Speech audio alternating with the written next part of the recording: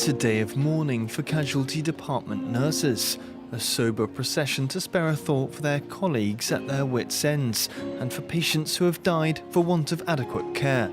Bobby, you came to the ER feeling pain in your abdomen. 28 hours later, you were dead in your stretcher. Ginette, you were a nurse in the ER. You saw conditions deteriorate for a decade. You took time off because of your burnout. We thought you would come back all rested. You committed suicide.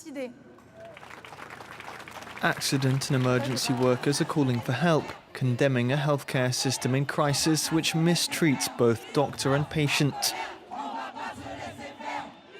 This casualty department, like most in Paris, has been on strike for 3 months, though staff are still required to come in to work.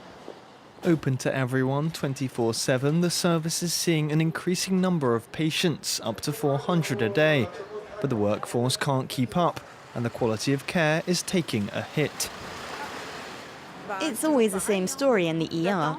There's a lot of waiting, few hospital personnel. Unfortunately, that's the way it is, but we have no other place to go. So we sit and wait. They asked me, why did you bring her back? I answered, read the doctor's letter, it explained why it's urgent. And even after that, we had to wait for hours before they treated her. They had to put her on a drip to rehydrate her. Everybody shouts in there because there are no doctors. It's a fragile situation, the causes of which have been criticised by an independent report. It says the understaffing is due to budget constraints, resulting in intense fatigue for 80% of nursing staff. Juliette, who's worked in accident and emergency for 3 years, is one of those affected. We treat patients later than we used to. Some patients get worse because we can't treat them on time. And we are exhausted. We would like to do a better job, but parents assault us because they're worried. Meanwhile, management always demands more services from us, although staff has been cut down. Since 2005, public hospitals have reportedly been forced to save more than €8.5 billion. But at the same time, the number of patients has doubled. Under pressure, Juliette is hoping to change jobs and start a new life. Near Paris, Barbara COUE is already planning for hers. She's a night nurse at one of the biggest A&Es in the capital. On the 4th of June, 10 of her colleagues, exhausted, didn't go to work. Barbara has been off since the 10th of May, her body spent after having to lift stretchers alone. I'm 37, and I have 2 disc ruptures in my neck. They compress the nerves in my right arm. I have to give up my current profession. So that's what I'm working on now, because I love my job. But it's not viable to continue in the long term, psychologically or physically. And my body, too, is telling me that I should do something else.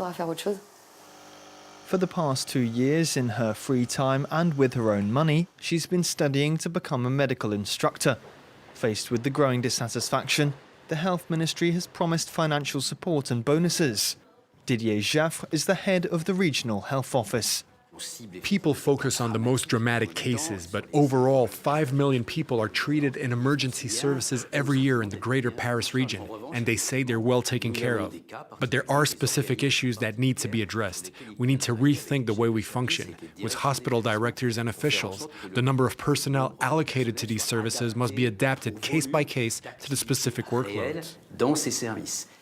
None of this reassures Juliette and Barbara, who are calling on others to strengthen the movement.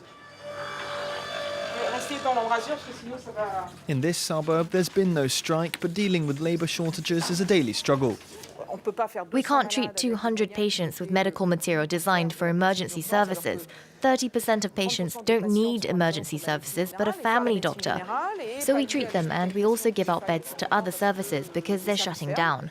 People tell me you have to hire, but there is no one to hire for these jobs that require high levels of qualification but offer public service salaries.